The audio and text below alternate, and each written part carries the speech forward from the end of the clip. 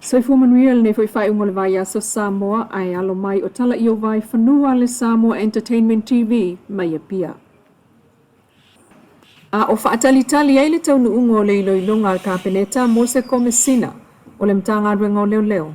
Ai olo o avanoa fo ile no fo le sui komesina o vai aso talu na whaasalalau lona tutongi e selau ma leo no afe whaaselau lima sulua Tala i le tausanga.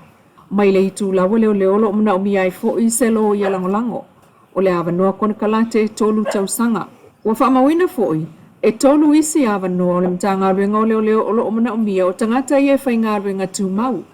E pei o le Senior Revenue Officer, le Finance Officer, Procure ma pei meni, ma se tangata whai eletise, electrician.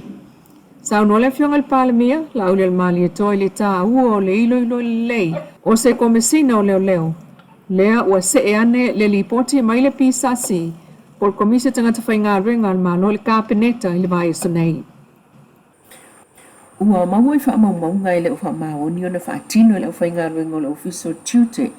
Le o ina o tupe tutongi e se vaenga o le whai pisinisi tuai i le tunu. E pe un whailoa le taita i le malo le whionga le palemia la ule le mali i tōpula ta i vau le o te afosi shmet. E ese tau po o la fonga. O lo ave le whainga ruenga i whai pisinisi o mai o loa mai whafo. Mai le o tutusa le tutongi ina o la tu tutor mai si company. Sau no fo il palemia o le isi lea pongai o le taunga o fia o isi o loa ai taunga tā isi. E le o tutusa le level playing field. O le wha maoni la tau o lo tutongi la fonga.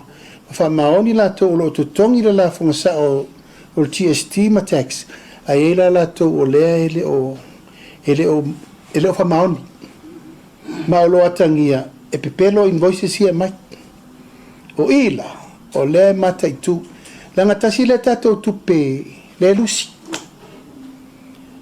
Awa a ko leti uma tatou tax nei, ma ko leti uma tatou tiute nei. Na levo lola i le to eise si sa we faile tu langa lava o le fa il mele tu por temile nei. Io al mela fa le to noi. E la titi la to tiute tongi. Ayo mai to claim le GST la lo mi. Oi la le pito siringa gain e kain la tole le fa mauni tongi tiute malafo. Awa yele mele sa fa tete ia sa o me e sa u mai rungo le airway pio. Sa o mele to no contain. Ia wane to yele mele ese mele rungo le. Al manifest ese mele e sa kongo tan container. Botele me move up na ai fu ala me ia me umane ilunga o le whaamaoni o le whaatinonga o le assessment. Mai la tau o lo o inspect o lo ai tua. Langa wa level mta upure nei. Mai wa avela popo inga malosi mal fautuanga widi ili mtanga luenga tupe mal minister. O le whainga le la tato woi ia mata i tūrele. O lo sao ma whaamaoni le whaatinonga o meia. Ili mta upulanga le o filia i nele komiti whaapitoa. La tu te mata i tūle wha maoni o le wha maumauina o la fonga tutongi mai tiute o loa tau nu mai le tunu. O le komiti, wa vea ile fionga le palemia la ule mani e tōpula ta i vau ma ta i fono, ma le minista o tupe, minista o tiute ma la fonga. Na ia sau noa foi o le aao uma la fonga ma tiute e te tau, e fsosoani ile tūlanga o yeil wha moe o le tunu mo le atina ina. Inisi o Tala i whaate si mareva miliona Tala le tupe o le ato e whaale le iai le ato o le moto whaamasino i mulinu. Talu o whaale tonu o iai le taimi nei, o mana o miona whaatino vave, mō tau manga o ngā ruenga le mtanga ruenga. Mai aso le whapea e ngā ruenga le whaamisino, e au whaistele o whaale tonu le whale.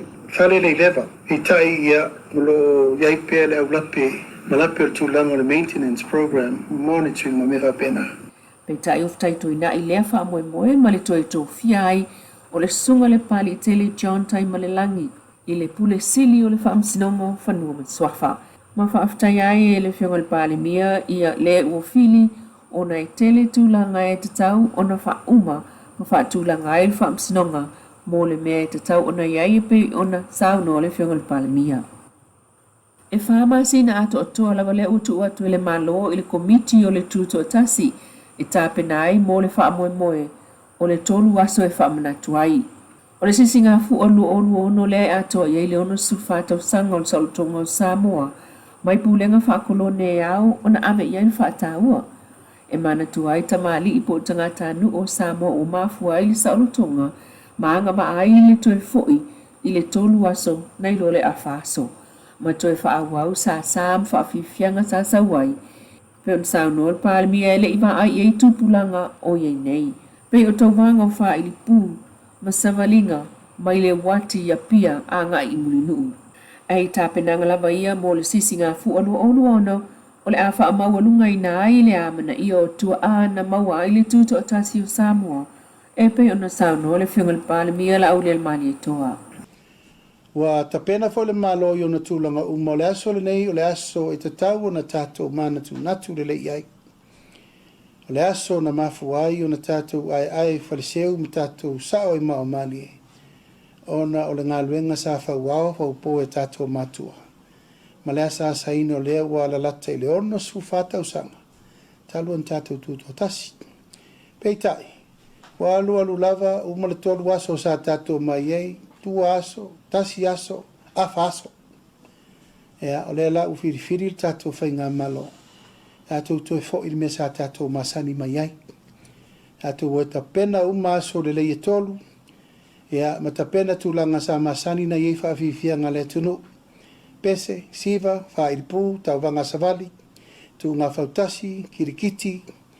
Whale aitu, tau wanga pese Samoa. Siva Samoa, maururu. Ia whapena fo in tātou tu e whatau, al tātou sa vavali atu i tau teimulinu. Ia u whamoe moe i fo i o leo tō fiel komiti o pine tau a loa al tātou ma lo. Ia e ave uma ia i la tau tau a loa o e sa tele le lato ngaluena. Sa whai na leina mau al tātou tuto tasi. Ma o le aso fo ilo al tātou tuto tasi. Ia e tufa o mai pine tau a loa nei tātou te manatu ai i la tau ma le lato sao. Ia sa fai mo le tatou sa o le tonga.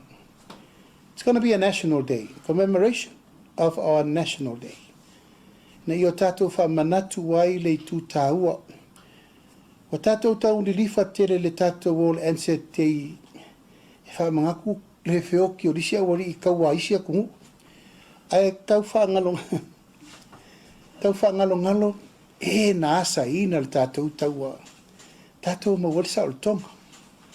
Ia len tātou whai ni tau sanga umai lalo le wati. E tāua. Ai wata tau tātou vai National Day for Samoan Warriors. Unheard Samoan Warriors. Ia nei to ina tu lo ni pine da waki ma moe. Namula ulu. Asiata. Tangaloa. Malaya ulu. And all the names that hasn't been recognized and respected well. Peitai. O iei fo i wha moe e te tala ai mo le maota o le ofisa o le fono. Ai o le toe wha atuwina o le maota Samoa. E malolo iei whaipule le lua whetasanga kalapu. Le ua tofa iei le lua tesi ma le valu miliona tala. O tala na iau Vaifanua mai Samoa, le Samoa Entertainment TV, i le neifo ia sto nai, ai manu tala ina le alo atu le sapati.